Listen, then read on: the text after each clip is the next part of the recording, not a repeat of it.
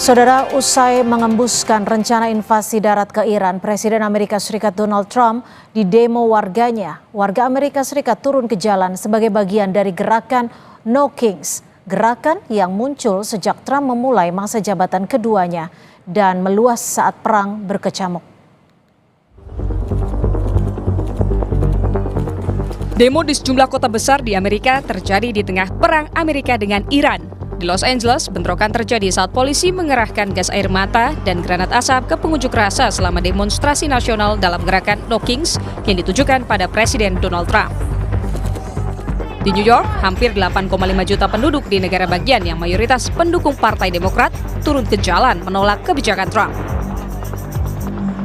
Di Washington DC, ratusan pendemo bergerak menyusuri jalan-jalan melewati Monumen Lincoln dan menuju National Mall sambil meneriakan protes terhadap pemerintahan Donald Trump yang dinilai otoriter, anti-demokrasi, dan menyalahgunakan kekuasaan.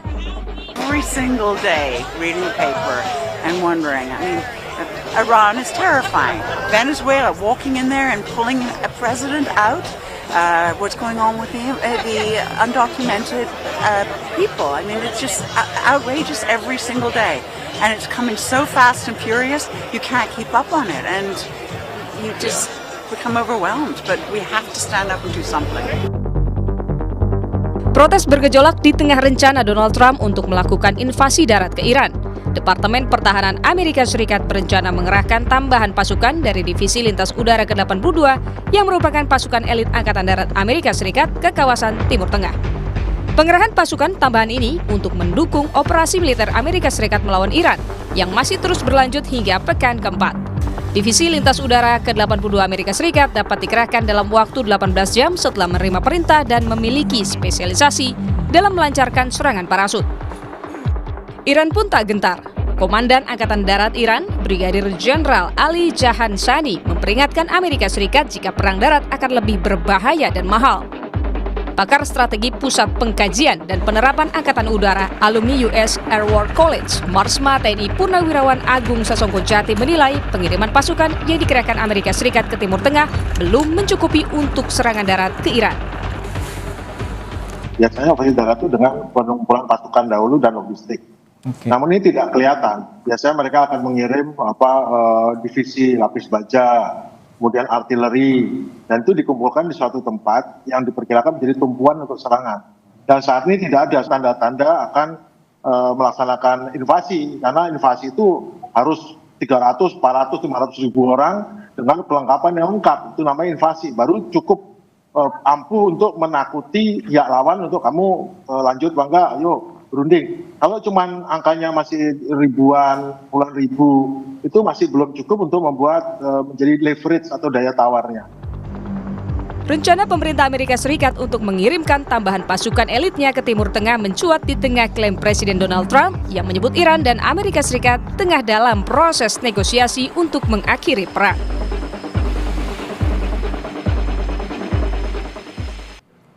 Presiden Amerika Serikat Donald Trump diguncang demo nasional di negaranya di tengah rencana serangan darat ke Iran.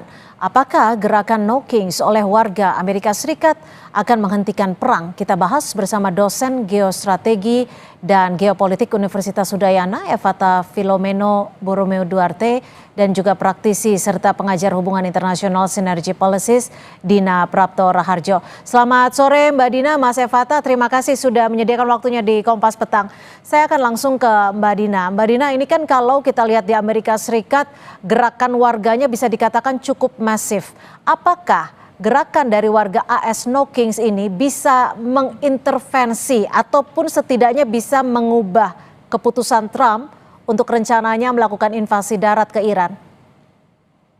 Ya, menurut saya ada pengaruhnya ya, bahwa hasil polling yang selama ini masih digambarkan cukup partisan, pendukung Partai Demokrat lah yang lebih cenderung makin anti terhadap tindakan Trump di Iran versus Republikan yang masih cenderung mendukung. Itu kalau dimunculkan di jalan kan tentu efek psikologisnya akan berbeda ya, terutama berhadapan dengan Presiden Donald Trump yang fokusnya itu sebenarnya sangat politik dalam negeri ya. Kalau saya lihat dari narasi-narasinya, cara dia menyampaikan pandangan soal Iran belakangan ini itu lebih untuk mengcounter statement-statement dari politisi Partai Demokrat juga di dalam negeri, dan dia sudah mulai masuk ke frame Donald Trump ya soal pemilu sela di 2026 ini. Jadi kalau memang gerakan ini konsisten dan terus dilakukan dan makin kelihatan masif, saya kira itu pasti ada dampaknya untuk Donald Trump. Mas Evata, kalau Anda melihat, ini kan sebenarnya Trump juga menyebutkan bahwa invasi darat ke Iran ini menjadi bagian dari opsi. Lalu apa sebenarnya indikatornya ketika invasi darat ini benar-benar akan dilakukan? Baik, terima kasih. Tentu kita harus membuka lanskap ya secara total untuk melihat fenomena ini. Dalam beberapa catatan memang yang digembar-gemborkan oleh Amerika adalah rencana untuk melakukan invasi darat. Tetapi dalam data intelijen ini ternyata berbeda. Yang direncanakan oleh Amerika Serikat adalah pengiriman pesawat-pesawat bomber ditambah dengan kekuatan dari daya ledak yang jauh lebih besar. Kalau yang terbang ini kurang lebih menggunakan Spirit 2 B2 bomber, ini berarti kekuatan ledakannya bisa sampai 30.000 pon. Nah, ini yang ternyata terlacak gitu dalam beberapa data, tetapi seperti yang tadi sudah disampaikan bahwa mereka tetap mempersiapkan opsi. Nah, tekanan ini justru membuat Amerika malah nanti ke depannya ketika mereka mungkin kalau menggunakan opsi darat akan terbatas saja. Karena apa ya? Karena Trump dianggap tidak peduli dengan masyarakat Amerika sendiri, dan tekanan politik ini akhirnya dalam tanda kutip bisa membuat Trump cukup ragu gitu. Trump akhirnya merasa bahwa ini bisa menjadi salah satu opsi yang kontraproduktif. Inilah bumerang efek yang bisa sangat membahayakan karir politik Trump juga. Ya. Nah, kalau Mbak Dina, potensinya akan meluas tidak sih gerakan dari domestik Amerika Serikat ini sendiri? Gerakan di Amerika Serikat menurut saya meluasnya jika informasi seputar perang Iran ini semakin sering digaungkan, dan masyarakat itu cenderung ya di Amerika Serikat itu melihatnya faktor bahwa Iran itu menjadi ancaman buat Amerika Serikat. Nah, kalau hal itu dipatahkan, kalau hal itu ternyata misalnya ya soal krisis energi semakin buruk, kemudian kemarin dengan Bahrain diserang juga oleh Yemen ya untuk industri aluminiumnya, itu kan berarti supply chain yang ada di dunia ini terkait berbagai macam industri sudah mulai akan terdampak. Nah, efeknya itu yang seperti itu yang kemudian dibicarakan di masyarakat, yang akan membuat orang jadi lebih paham bahwa sebenarnya ada keterkaitannya apa gitu. Karena kalau untuk orang awam di Amerika Serikat masih abstrak gitu ya di mata mereka, yang disebut dengan bahaya dari Iran itu sebenarnya apa gitu. Jadi kalau itu bisa dirasakan bentuk konkretnya ke masyarakat bahwa Iran itu sebenarnya bukan menjadi sumber masalah tetapi Trump sendiri, nah itu saya kira akan bisa lebih meluas dampaknya. Selain itu mungkin terorisme ya, saya tuh mulai berpikir kalau memang lebih banyak orang yang benci terhadap Amerika Serikat, bukan mustahil sebenarnya counter intelligence itu juga akan masuk ke dalam Amerika Serikat, dan itu yang mungkin akan membahayakan orang-orang di sana lebih lanjut. Mas Evata, kalau dalam hitung-hitungan Anda, dalam kalkulasi Anda, sebenarnya invasi darat ini memangkah menjadi bagian dalam strategi perang Trump, atau sebenarnya hanya sekadar ancaman saja atau bagian dari instrumen negosiasi dengan Iran? Baik, pertama, Trump ini butuh satu alasan besar untuk mengatakan pada dunia bahwa kami memang benar-benar menang perang. Kalau alasan itu tidak diberikan dengan tekanan politik yang makin luar biasa, membuat Trump sendiri akhirnya berpikir berkali-kali ya untuk melihat kembali kalkulasi-kalkulasi yang ada, dan dalam catatan juga mereka nanti malam akan mengadakan rapat khusus. Nah, tentu ini semua akan dibahas. Maka sebenarnya kita perlu melihat bahwa invasi darat itu memang sudah terjadi cukup lama. Di Timur Tengah, pasukan Amerika itu kurang lebih sekitar 50.000, itu sudah stay di sana. Nah, kalau ditambah dengan Airborne 82 yang merupakan salah satu kekuatan terbesar dari para troopernya mereka, ini tentu menambah keseriusan Amerika Serikat, dan Amerika Serikat memang tidak meninggalkan perang nanti ke depannya, tetapi dia akan mengurangi pembahasan isu ini gitu, agar masyarakat teralihkan. Mungkin akan ada kebijakan-kebijakan populis ya, dan nanti mungkin akan memimpin operasi ke depan adalah Israel. bersama dengan negara-negara Teluk. Tapi negara Teluk juga mulai merasa bahwa tujuan utama kita seperti apa. Akan tetapi yang tidak bisa ditinggalkan dalam situasi dan eskalasi hari ini adalah momentum. Momentum ini yang nanti mau dinilai apakah dilanjutkan, apakah dipulangkan sekalian atau tidak dilanjutkan. Maka saya melihat sebenarnya pemadatan pasukan yang terjadi ini makin lama makin meningkat dan Amerika terlihat makin jor-joran. Nah, ini yang nanti akan dikalkulasi ulang oleh Amerika dan juga mungkin negara-negara yang terkait dengan sekutunya. Ya, demikian.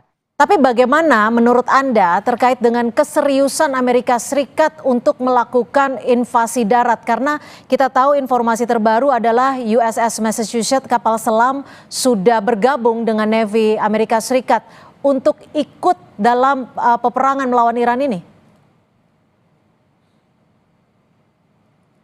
Mas Evata? Oh ya, baik.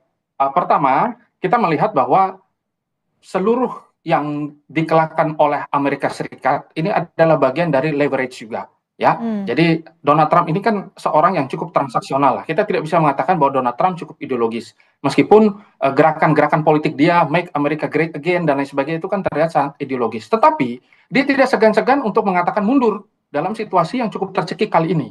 Nah, maka dari itu ketika kita melihat bahwa tekanan-tekanan di dalam dunia politik Amerika ternyata cukup tidak begitu memberikan represi yang sangat kuat ya, maka perang ini dan juga pemadatan pasukan ini menjadi bukti nyata bahwa mereka cukup serius.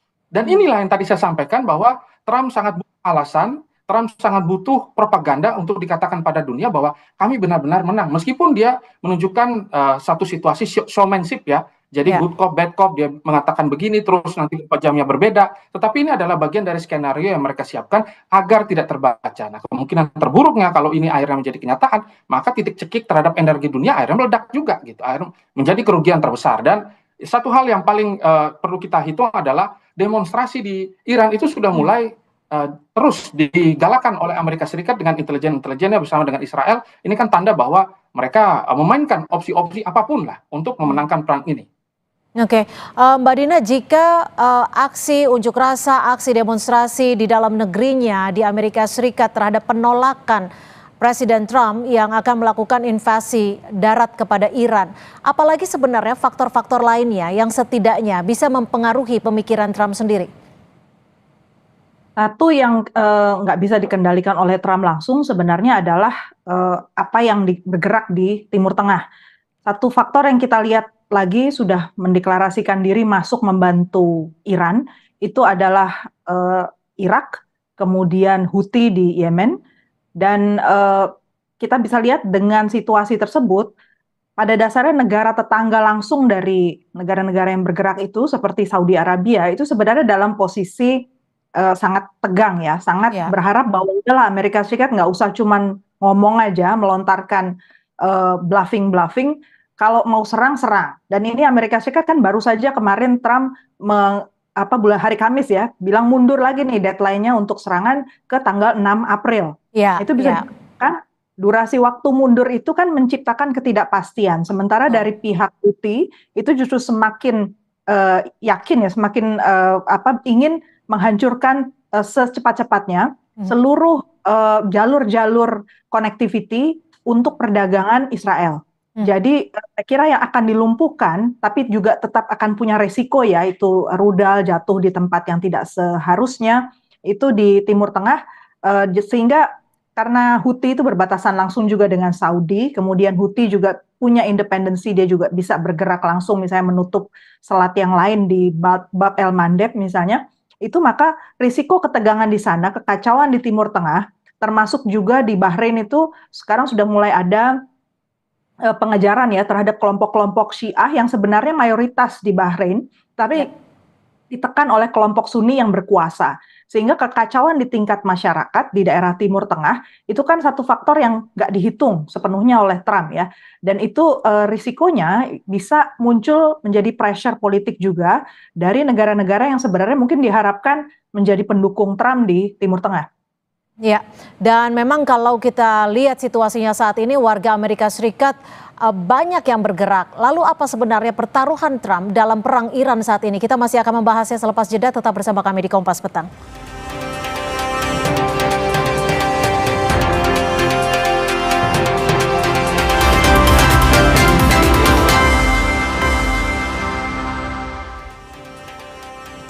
terima kasih Anda masih bersama kami di Kompas Petang. Saudara, sejumlah warga di Amerika Serikat terus melakukan aksi demonstrasi untuk menentang keputusan Presiden Amerika Serikat Donald Trump yang berencana untuk melakukan invasi darat ke Iran maksud kami. Saya ke Mas Evata. Mas Evata, kalau Anda melihat urgensi dari invasi darat ini yang akan dilakukan Presiden Amerika Serikat Donald Trump, sebenarnya seberapa efektif serangan darat ini bagi Amerika Serikat? Karena kita tahu saat ini juga kekuatan dari Iran masih terus mengklaim bahwa negaranya masih kuat dan amunisi perangnya juga diklaim masih kuat.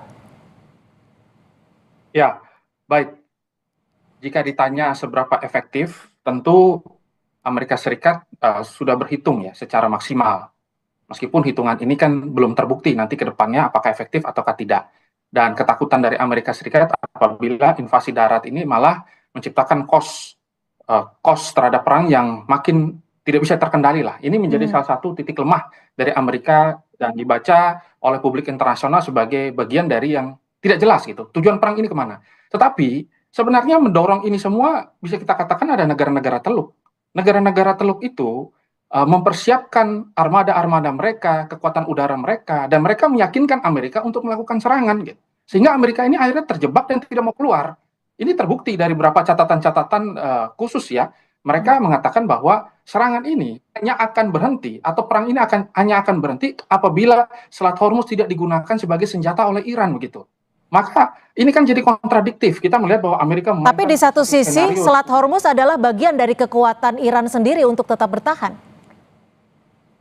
Betul, maka yang nanti akan dikuasai oleh Amerika Serikat dalam rencananya mereka akan menguasai Pulau Kark. Ketika Pulau Kark ini nanti dikuasai, bahkan Delta Force ya dan juga beberapa kekuatan-kekuatan armada tempur darat mereka ini memang berupaya untuk menguasai wilayah tersebut dan nanti akan ada pembukaan paksa. Kita melihat Iran luar biasa sekali, mereka menekankan lagi bahwa kami masih memiliki Hormuz dan hari ini ditutup kan. Nah, ini tanda bahwa Iran siap gitu apabila dengan seluruh skenario yang ada. Nah, maka kita nanti akan menunggu apakah ini akan cukup efektif atau tidak. Tetapi biasanya mereka akan menggunakan serangan udara dulu, habis itu menggunakan serangan laut, baru nanti serangan darat ketika semua sudah clear. Dan ini tanda bahwa perang ini bisa saja cukup lama.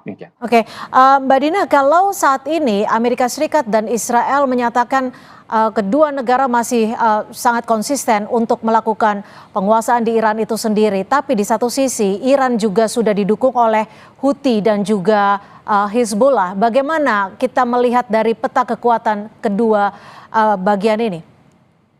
Kalau saya melihat Iran itu tidak dalam posisi untuk stop.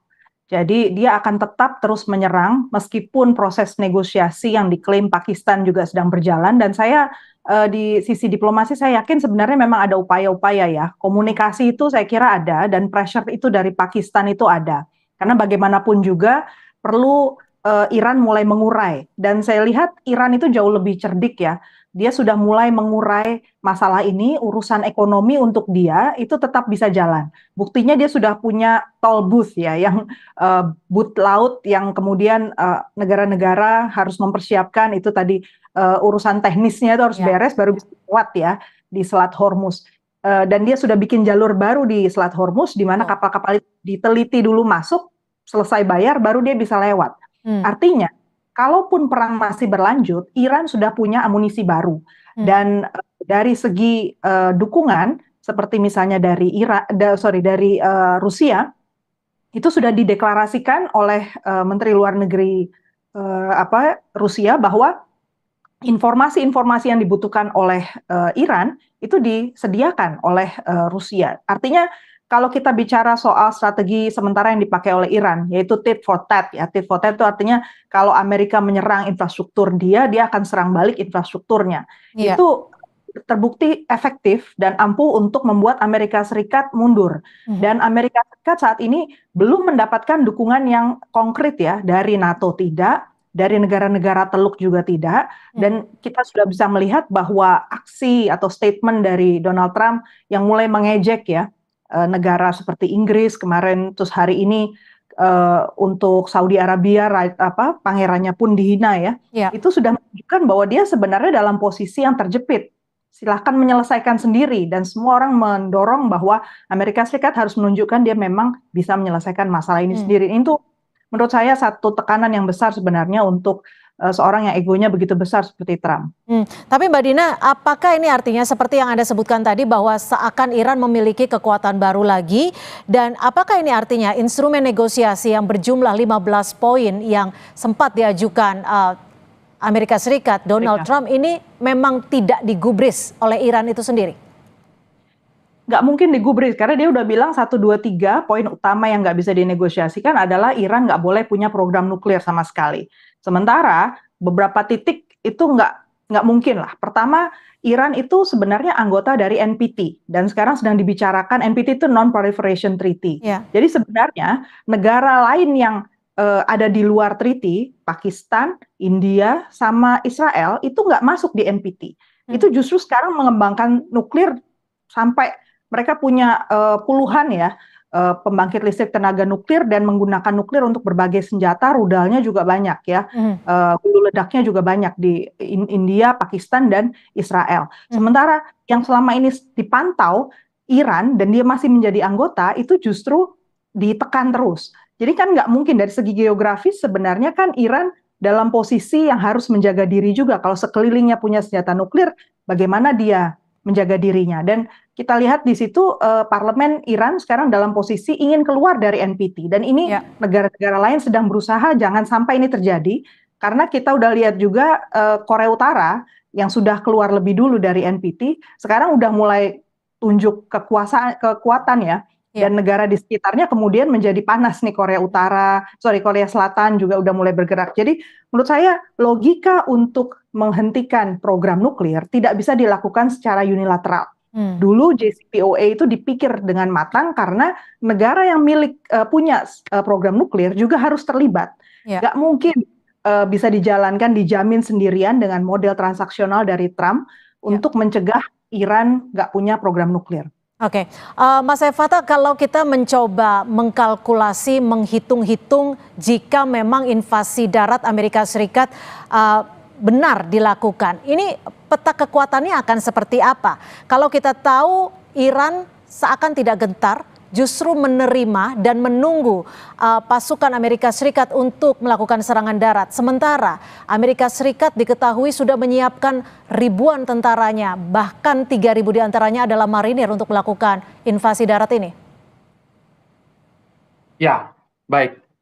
Maka yang perlu kita perhatikan adalah bagaimana Amerika Serikat mencoba semaksimal mungkin untuk memadatkan pasukan, ya, menambah pasukan terus-menerus lah. Mereka menambah pasukan yang sebenarnya di wilayah Timur Tengah itu sudah cukup banyak.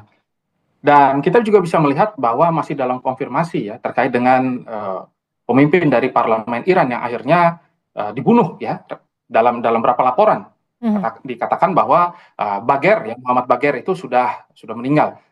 Nah, dalam beberapa catatan-catatan intelijen kita bisa melihat bahwa sebenarnya yang mampu untuk berbicara secara konkret ya dengan dunia internasional itu hanya Menteri Luar Negeri dan juga parlemen ini gitu. Nah, ketika keduanya ini menjadi target yang diserang oleh Israel, maka tidak ada opsi lagi untuk melakukan negosiasi dan harus ada eskalasi secara total begitu. Nah, kita bisa melihat bahwa inilah yang dimanfaatkan oleh Amerika Serikat bersama dengan negara-negara teluk ya yang kebetulan memiliki satu semangat ideologis untuk menekan Iran. Dan mereka mempersiapkan kekuatan udara, bahkan juga mereka menambah lagi ya armada-armada darat. Kita bisa melihat bahwa Israel sudah mempersiapkan komponen cadangan mereka, pasukan mereka sekitar 400.000 ya. Meskipun sebenarnya Israel juga sudah mulai kehabisan ya, stok bom dan lain sebagainya. Tetapi yang dilakukan Amerika ini masih banyak gitu, dia masih memiliki banyak opsi. Nah, opsi-opsi inilah yang nanti ke depannya akan dilakukan dalam serangan yang terbatas. Maksud saya adalah mereka tidak akan melakukan invasi secara total ke wilayah-wilayah terdalam ya. Mereka mungkin hanya menguasai Pulau Kark ya. Terus mereka tidak akan mungkin mereka akan mengebom titik-titik di mana ada torpedo, di mana ada rudal. Mereka akan melakukan pembersihan di Selat Hormuz ya terkait dengan beberapa ranjau-ranjau ya yang selama ini dipasang yang akhirnya menyebabkan kapal-kapal kesulitan. Nah, itu saja yang akan dilakukan Amerika. Mereka tidak akan benar-benar secara total. Tetapi kalau Israel dan negara-negara teluk ini akan jauh lebih dalam titiknya gitu. Sehingga regime change dan lain sebagainya, ini menjadi salah satu opsi yang nanti akan dilakukan. Kalau terjadi baru mereka akan berhenti begitu selama selat Hormuz itu akhirnya dibuka secara publik dan sesuai dengan kepentingan mereka sendiri. Tapi di lain pihak, Mas Hevata, ini kan banyak pihak yang mengklaim apa yang diucapkan Donald Trump seakan-akan tidak bisa dipegang seperti itu. Ada beberapa hal, misalnya menunda serangan ketika berencana untuk melakukan serangan kepada pembangkit listrik di Iran, kemudian ditunda dan saat ini juga kembali menunda serangan. Apakah ini bisa menjadi pegangan lagi terkait dengan kekuatan AS? Ya, ini kan strategi beli waktu ya, buying time gitu. USS Tripoli juga nggak bisa langsung tiba-tiba merapat, mereka juga pasti akan mengkalkulasi kapan efektifnya. Terus ditambah juga bahwa dalam beberapa catatan sekarang sudah ada berapa bomber-bomber yang memang sudah disiapkan. Nah ini kan memerlukan waktu, mengingat bahwa Amerika Serikat ini juga tidak bisa melakukan satu serangan yang kontraproduktif dengan mereka. Donald Trump ini orangnya cukup teliti dan dia tuh tipenya tidak mau rugi. Mungkin ini kontradiktif ya dengan apa yang berkembang, seolah-olah kayak dia tuh melakukan opsi-opsi yang ngawur dan lain sebagainya. Tetapi ini masih dalam prediksinya begitu. Maka saya sempat menyampaikan ini adalah bagian dari strategi showmanship yang dikeluarkan oleh Donald Trump, dan kita harus hati-hati melihat bahwa ada rencana besar di belakang itu yang mau direncanakan oleh Donald Trump, tetapi dia menginginkan publik tidak membaca, sehingga tekanan-tekanan, hinaan-hinaan itu, mungkin ini adalah salah satu spekulasi liar ya, tetapi kita bisa baca, kenapa tidak yang dihina itu marah begitu? Kenapa marah mereka seolah-olah tunduk, patuh, dan mau melanjutkan? Kita lihat, Inggris meskipun tidak setuju, tapi malah mendukung ya, dan negara-negara lain malah mendukung. Nah ini ada apa gitu. Nah, coba kalau dari Mbak Dina sendiri, Mbak Dina sepakat bahwa ini sebenarnya bagian dari strategi Trump sendiri? Saya pikir kita juga harus punya sudut pandang yang berbeda ya, karena Donald Trump itu menginginkan posisi Amerika isolasionis, dan kali ini menurut saya dia mendapatkan itu, karena negara-negara yang lain itu memilih untuk menunggu justru dan melihat dan sudah mulai mengecam ya bahwa sebenarnya dengan strategi Trump yang maju mundur ini, yang lebih untung itu sebenarnya justru musuh-musuh sekutunya Amerika Serikat seperti EU, Uni Eropa. Rusia itu lebih untung karena sekarang minyaknya dicari di mana-mana, dan bahkan Filipina udah beli dari sana gitu kan. Kemudian China itu juga dalam posisi menunggu karena dia tepuk tangan juga. Dia juga tidak punya rugi sama sekali dalam hal ini. Justru dia bisa tetap membantu menunjukkan setia kawan pada Iran sebagai anggota BRICS dan jalan terus. India dalam posisi mempersiapkan diri sebagai major powers karena dia juga punya nuklir gitu, program nuklir, dan itu nggak disentuh-sentuh oleh Amerika Serikat atau negara yang lain pun. Jadi menurut saya sih justru kita harus membayangkan juga bahwa Trump itu miopik, dia tidak punya sudut pandang yang jauh, sehingga kalau menurut saya sih negara-negara di sekeliling dia itu justru ingin menjerumuskan dia, udah kalau memang kau mau jalan sendiri, tidak ada koordinasi, satu-satunya yang saya masih berpikir ada nggak ya dia koordinasi dengan Saudi Arabia, karena kalau Saudi itu kan negara yang paling besar yang hampir sama besarnya dengan Iran ya dari segi teritori, itu pasti dia ada di perlintasan yang harus dilalui oleh Amerika Serikat. Apakah mereka akan ikut menerjunkan ground troops? Kalau dia menurunkan ground troops, risiko perluasan perang dan danger-nya justru lebih besar juga. Tapi minimal paling nggak kelihatan di situ bahwa Amerika nggak sendiri. Tapi kalau ternyata Saudi memilih untuk silahkan saja pakai fasilitas saya, tapi saya nggak mau ikut-ikut, itu kan berarti kita akan melihat bahwa pada satu titik Amerika pasti exit. Tapi dengan catatan ya, negara-negara lain kemudian bisa melihat bahwa Amerika Serikat itu ternyata punya attitude tertentu yang tidak dianggap sebagai penyedia keamanan di kawasan. Ya, baik. Terima kasih Mbak Dina Prapto dan juga Mas Hevata Filomeno sudah berbagi perspektif di Kompas Petang sore hari ini. Terima kasih, selamat sore, salam sehat selalu. Selamat sore, terima kasih.